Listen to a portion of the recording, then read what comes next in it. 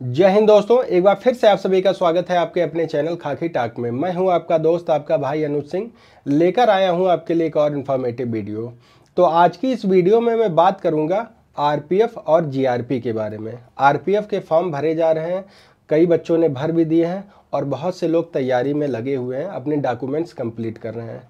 तो मैं आपको शुभकामनाएं देना चाहता हूं, अग्रिम बधाई देता हूं कि आपका जल्दी से जल्दी सिलेक्शन हो और आप इस वर्दी को धारण कर सकें। ठीक है, तो आइए हम जानते हैं आरपीएफ और जीआरपी के बारे में। बहुत से बच्चों को कन्फ्यूज़न होता है रेलवे स्टेशन पे जब आप दो तरीके की फोर्स देखते हैं, एक आरपीएफ और जीआरपी, तो इसको लेकर संशय बना हुआ है। बच्चे सवाल कर रहे हैं कि सर इस पर एक वीडियो बना दीजिए कि जिससे जानकारी हो सके। ठीक है, तो सबसे पहले हम जानते हैं आरपीएफ। आरपीएफ को हम बोलते हैं रेलवे प्रोटेक्शन फोर्स, वहीं जीआरपी को कहा जाता है गवर्नमेंट रेलवे पुलिस।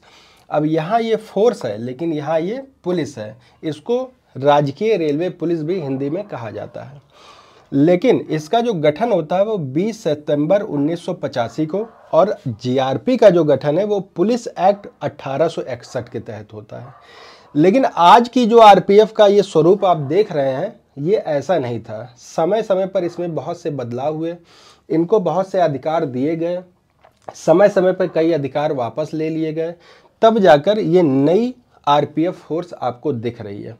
इसमें क्या क्या बदलाव हुए, क्या क्या इसमें चेंजेस हुए, इन दोनों के अधिकार क्षेत्र क्या है, इसमें सिलेक्शन कैसे होता है और किसको कितना वेतन मिलता है, इस पर आज हम बात करने वाले हैं। लेकिन उससे पहले एक छोटी सी झलक देखते हैं कि आरपीएफ का जो शुरुआती दौर था वो कैसा था। ठीक है, तो चलिए शुरुआत करते हैं। सबसे पहले हम बात करेंगे 1854 की। 1854 आप जानते हैं कि भारत में ब्रिटिश शासन था, और जो ब्रिटिश शासक थे तो उसमें छोटी छोटी कंपनियां बनी थी। ये कंपनियां क्या करती थी कि अपने सामान को एक जगह से दूसरे जगह तक ले जाने के लिए या अपने सैनिकों को एक जगह से दूसरी जगह भेजने के लिए रेलवे का इस्तेमाल करते थे। उन्होंने रेलवे लाइन बिछाई थी। समय बीता और ईस्ट इंडिया कंपनी ने इन सभी छोटी कंपनियों को मिलाकर एक बड़ी कंपनी बनाई, ईस्ट इंडिया कंपनी, और उसी के माध्यम से सारा संचालन होता था। लेकिन 1854 में क्या हुआ, ट्रेनों में वारदातें होने लगी, सामान को लूटा जाने लगा, सैनिक थे उन पे हमला किया जाने लगा, गोला बारूद असलहे उनके छीने जाने लगे। ऐसे में क्या हुआ कि 1854 को एक 10, 12, 15 लोगों का एक समिति या एक फोर्स बनाई गई, जिससे कि रेलवे की सुरक्षा, मतलब कि ट्रेनों की सुरक्षा और सामान की सुरक्षा की जा सके। लेकिन समय बदला, ज़रूरत यहाँ ये होने लगी कि रेलवे में तो जो अपराध थे वो बढ़ ही रहे थे, प्लस जो क्षेत्र था यानी कि जो आम जनता थी उनके ऊपर भी अपराध हो रहे थे। तो ऐसे में 1861 को पुलिस एक्ट बना दिया गया। पुलिस एक्ट बनाया गया और उस एक्ट के तहत मतलब पुलिस जो थी वो रेलवे की भी सुरक्षा करेगी और पब्लिक की भी सुरक्षा करेगी। बर्डन बढ़ा, लोगों की जिम्मेदारियां बढ़ी। तो 1872 में क्या हुआ कि रेलवे प्रोटेक्शन के लिए अलग से फोर्स बना दी गई, और जो यानी कि जो सिविल पुलिस थी उसको अलग कर दिया गया। अब इनका काम केवल और केवल रेल और रेल से संबंधित सामान की सुरक्षा करना हो गया, और इनका काम लॉ एंड ऑर्डर मेंटेन करना हो गया पुलिस का। लेकिन यहाँ फिर से होने लगा, रेल में वारदातें तो होती ही होती थी, अब रेलवे ट्रैक पर होने लगे, प्लेटफॉर्म पर होने लगे, रेलवे से कुछ दूरी पर होने लगी, ट्रैक पर जो है हत्याएं होने लगी, छिनैती होने लगी, लूटपाट होने लगी। तब अब क्या किया जाए, तो ऐसे में 1854 को जीआरपी और इसको रेलवे का कॉम्बिनेशन किया गया। मतलब कि अगर कोई घटना घटती है तो ये आरपीएफ जीआरपी को रिपोर्ट करेगी, और ये सुसंगत धाराओं में मुकदमे लिखेंगे, और मुकदमे लिखने के बाद कोर्ट में जैसा कि न्याय व्यवस्था बनी थी उसके अकॉर्डिंग अपराधी को सजा दिलाएंगे। लेकिन 20 सितंबर 1985 को इसमें अहम बदलाव फिर से किए गए। 1985 में बदलाव किए गए और रेलवे को भी कुछ दायित्व, कुछ जिम्मेदारियां दे दी गई। अब इस दायित्व और जिम्मेदारियों पर हम आगे चर्चा करेंगे, लेकिन ये था आरपीएफ का इतिहास। ऐसे ऐसे धीरे धीरे ये डेवलप होता गया। ठीक, तो आरपीएफ में भी कांस्टेबल से लगाकर डीजी तक के होते हैं पद, और जीआरपी में भी आरपीएफ से लगाकर डीजी तक के पद होते हैं, लेकिन जो आरपीएफ होती है वो भारत सरकार के अंतर्गत आते हैं और जो जीआरपी होती है वो राज्य पुलिस के या राज्य सरकार के अंतर्गत आते हैं। इनका जो खर्च है वो रेलवे वहन करता है और इनका जो खर्च है वो पुलिस फोर्स या राज्य सरकार वहन करती है। कांस्टेबल जो नॉन गेस्टेड जो पद हैं आरपीएफ के या अच्छा, आज का विषय मेरा ये नहीं, इस पर मैं एक सेपरेट वीडियो बनाऊंगा कि कौन सा पद कौन धारण करता है और क्या रैंक होती है, क्या बैजेस होते हैं। आज मैं बस इतना बता दे रहा हूँ कि इनके जो नॉन गेस्टेड जो पद होते हैं वो उनका सिलेक्शन किया जाता है रेलवे प्रोटेक्शन फोर्स के द्वारा और फिर इसके बाद जो आते हैं वो होते हैं सिविल सर्विसेज के द्वारा। सेम यही इसमें भी ऐसा है कि कांस्टेबल से लगाकर इंस्पेक्टर तक जो इनका सिलेक्शन होता है वो भर्ती बोर्ड द्वारा यानी पुलिस भर्ती बोर्ड करता है। वहीं जो गेस्टेड ऑफिसर होते हैं वो आते हैं आयोग से यानी कि सिविल सर्विसेज के माध्यम से। ठीक, अब हम बात करते हैं पे लेवल यानी कि इनका स्केल क्या होता है। कांस्टेबल का जो पे लेवल होता है वो 3 होता है आरपीएफ में और जीआरपी में भी कांस्टेबल का पे लेवल 3 21,700। लेकिन यहाँ पर रेलवे में कुछ सुविधाएं दी जाती हैं, कुछ भत्ते एक्स्ट्रा दिए जाते हैं, केंद्र सरकार के अंतर्गत आते हैं, तो यहाँ ये बाजी मार ले जाते हैं किसमें, तनख्वाह में, सैलरी में ये बाजी मारते हैं। इनको सैलरी ज़्यादा मिलती है, वेतनमान बराबर है लेकिन सैलरी इनको। सेम यही कंडीशन है एसआई की। एसआई का भी लेवल 6 होता है, यहाँ भी लेवल 6 देखने को मिलेगा।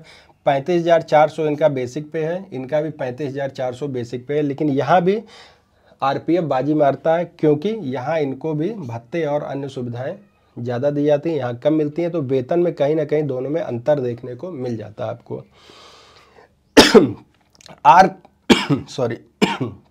आरपीएफ में जो संख्या है, फोर्स की जो संख्या है वो 75,000 के करीब है, वहीं जीआरपी में जो ये संख्या है वो 1,20,000 के करीब है। दोनों में बहुत बड़ा अंतर देखने को मिलेगा। अब बात करते हैं कि रेलवे को जो अधिकार दिया गया है रेलवे पुलिस को, वो रेलवे एक्ट की धारा 179 की सब धारा 2 के तहत 29 अपराधों में गिरफ्तारी का जो इनके पास अधिकार है। 29 अपराध, उन अपराधों को अगर मैं विस्तार से बताऊंगा तो थोड़ा समय लग जाएगा, लेकिन 29 ऐसे क्राइम है जिसमें ये बिना बताए बिना वारंट के गिरफ्तार कर सकते हैं। लेकिन यहाँ पर जो जीआरपी है वो पूरी की पूरी आईपीसी और पूरी सीआरपीसी के तहत काम करती है। यहाँ पर जीआरपी बाजी मान ली जाती है क्योंकि आईपीसी में 511 धाराएं हैं, सीआरपीसी में 533 धाराएं हैं। इन धाराओं के तहत जितने भी अपराध घटित होते हैं उन सब की मॉनिटरिंग जीआरपी करेगा। लेकिन वहीं आरपीएफ को केवल और केवल 29 अपराधों की समीक्षा या गिरफ्तारी करने का इनको हक है। पहले ये गिरफ्तारी भी नहीं करते थे, लेकिन धारा 180 के तहत इनको गिरफ्तारी का अधिकार दे दिया गया। वहीं जीआरपी आप जान ही रहे हैं, जीआरपी आप जान ही रहे हैं कि ये कभी भी किसी को कैसे भी गिरफ्तार कर सकते हैं। अब आते हैं कार्य क्षेत्र पर।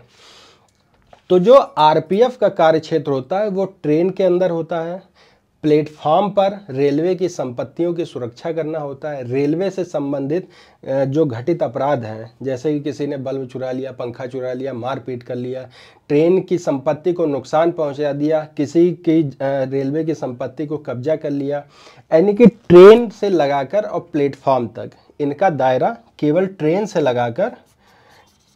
लगाकर प्लेटफॉर्म तक होता है। ठीक है, वहीं जो जीआरपी का काम होता है वो रेलवे पटरी और रेलवे स्टेशन के बाहर, यानी कि क्या क्या काम होते हैं। रेलवे पटरी पर अगर किसी की हत्या हो जाती है तो वो भी जीआरपी देखेगा। ठीक है, अगर किसी के साथ डकैती होती है तो वो भी जीआरपी देखेगा, अगर किसी के साथ छिनैती होती है वो भी जीआरपी देखेगा, किसी से मारपीट हाथापाई होती है वो भी जीआरपी देखेगा, किसी के साथ किसी ने कोई चोरी कर ली वो भी जीआरपी देखेगा, आपका वेटिंग एरिया है वहाँ पर कोई अपराध होता है वो भी जीआरपी के अंतर्गत आता है। रेलवे स्टेशन के बाहर अगर कोई भिखारी भीख मांग रहा है, कोई विक्षिप्त अवस्था में पड़ा है, किसी की मृत्यु हो गई है, उन सब का काम भी जीआरपी का होता है। यातायात व्यवस्था बनाए रखना जीआरपी का काम होता है। ट्रेनों का सही संचालन एक जगह से, एक जगह ये आरपीएफ बाजी ये मारता है कि इनका जो कार्यक्षेत्र होता है वो पूरा का पूरा भारत होता है, पूरा हिंदुस्तान, लेकिन जो जीआरपी का कार्यक्षेत्र होता है वो उसका केवल राज्य होता है।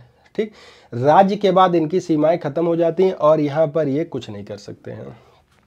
तो जीआरपी का कार्य क्षेत्र बड़ा है, आरपीएफ का कार्य क्षेत्र देखा जाए तो थोड़ा सीमित है, लेकिन ये पूरे भारत में काम करते हैं और ये केवल अपने राज्य में काम करते हैं। तो इतनी बात आपको समझ में आ गई होगी।